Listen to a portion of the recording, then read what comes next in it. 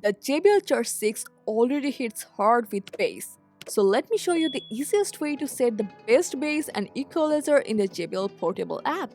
So first you have to turn on your JBL Charge 6 by pressing the power button. And then just go for App Store or Play Store, and from here you have to install and open up the app. First play your favorite track and fine-tune the slider. Here you will find some equalizer presets. You can try to your liking, but I will show you the best one.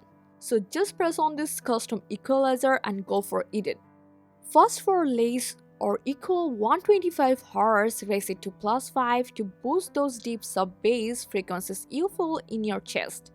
Then go for 250 Hz, set it to +3 so the bass stays full and warm. Now next for 500 Hz, lower it to -1 to cut out muddiness and keep the sound clean.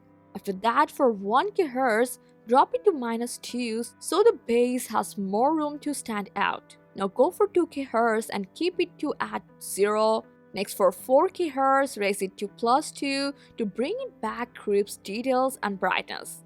Now finally for more or equal 8 kHz, boost it to +3 to add sparkle and ear to the overall sound. I hope this setup gives you deep powerful bass with a clean high perfect for hip hop. Thanks for watching.